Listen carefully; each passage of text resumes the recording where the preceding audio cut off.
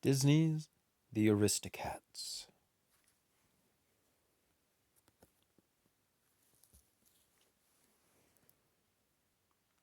Long ago, in the beautiful city of Paris, lived a kind, wealthy lady and her family of cats.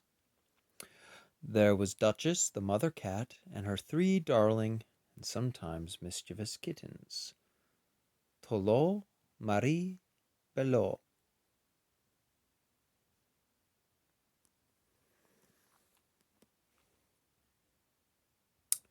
Madame Adelaide Bonfamille loved sharing her beautiful home with Duchess and the kittens. There was served the very best food on the silver trays. They even slept in their own canopied bed in Madame's room. There, these were no ordinary cats. They were aristocrats.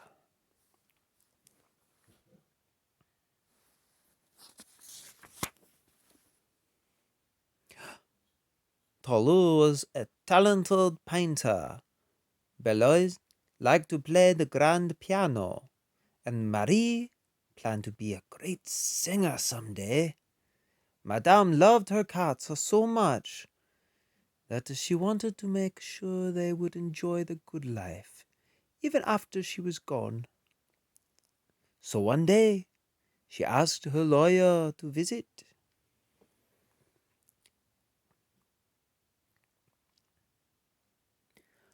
I simply want to make my will, she said. She wished to leave her entire fortune to her beloved cats for as long as they lived.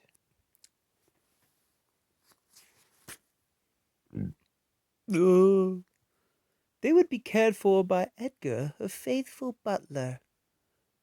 When the cats were gone, her fortune would go to him.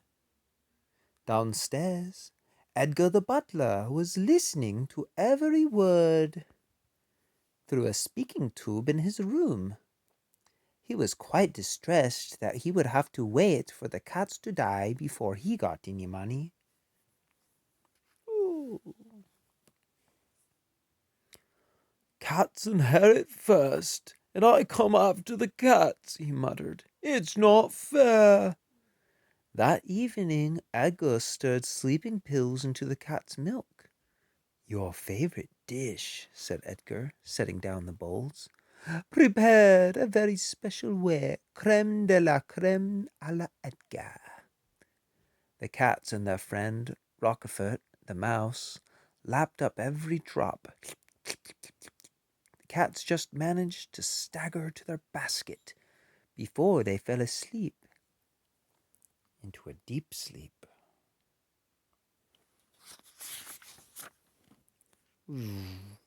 As soon as Madame was in bed, Edgar sneaked the cats out of the house to take them to the countryside and leave them. But Edgar's plans were spoiled. Just outside Paris, two dogs jumped out, barking and snarling, giving Edgar a terrible fright. As he swerved, a basket of sleeping cats tumbled out of the sidecar, and Edgar sped off, leaving the basket and the cats behind.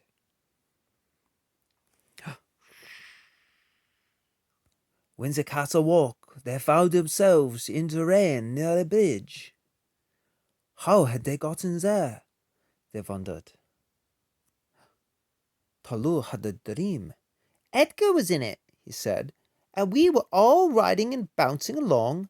Then he looked around him and added, It wasn't a dream. Edgar did this to us.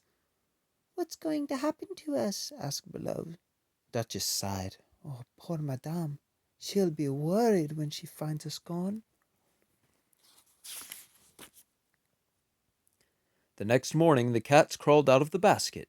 As Duchess wondered what to do, an alley cat strolled by and introduced himself as Abraham de Lacy, Giuseppe Casey, Thomas O'Malley, the alley cat. He gave a friendly smile when he saw Duchess and the kittens, and they smiled back at him. Why, hello. When they told O'Malley they were lost, he offered to help them get back to Paris. Duchess and the kittens were very grateful for his help. Poor Madame in that big mansion all alone, said Duchess softly. She'd always say that we were the greatest treasures she could own. All that day and into the night, the little band of cats, Duchess Marie, Tillot, Below, and O'Malley, trudged on toward Paris.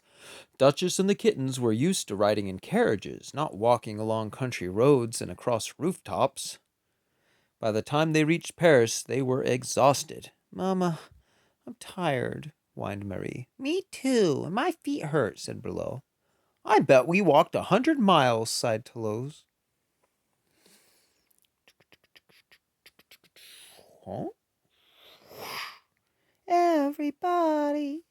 It was a long way to Madame's mansion, so O'Malley invited Duchess and the kittens to stay at his house.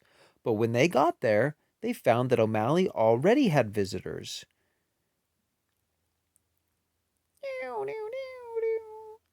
A group of alley cats, led by O'Malley's friend Scat Cat, were playing jazz music. The whole building was swinging to the beat. Yeah. The kittens forgot about being tired and joined in the fun. Berlot helped play the old piano. Tolo kept time to the music, and Marie sang at the top of her lungs. Even Duchess couldn't resist joining in. She and O'Malley danced happily the night away.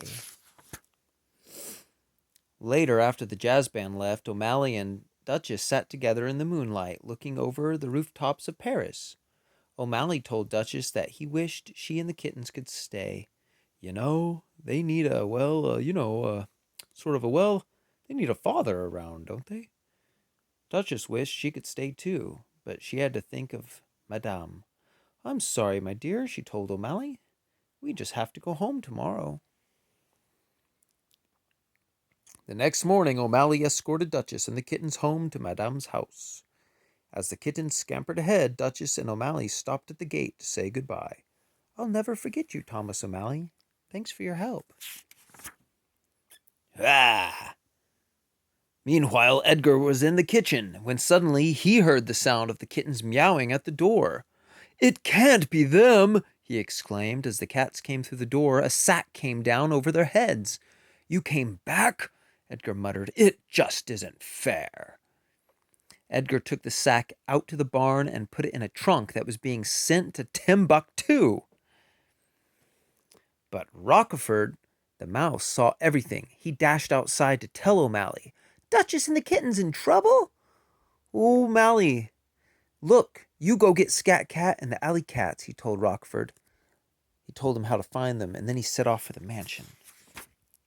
By the time Rockefort returned, Edgar had trapped O'Malley in the barn with a pitchfork. The alley cats stormed in, hissing, biting, and scratching.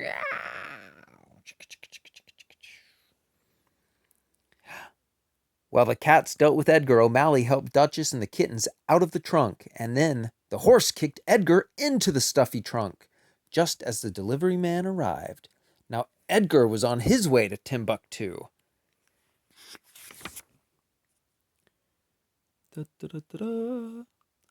Madame Bonfamille was thrilled to have Duchess and the kittens back. She also was delighted to meet O'Malley. I think this young man is very handsome, said the Duchess. Shall we keep him in the family? Madame decided to set up a home for all the homeless alley cats of Paris. From then on, all cats would be treated as special, wonderful Aristocrats. The end.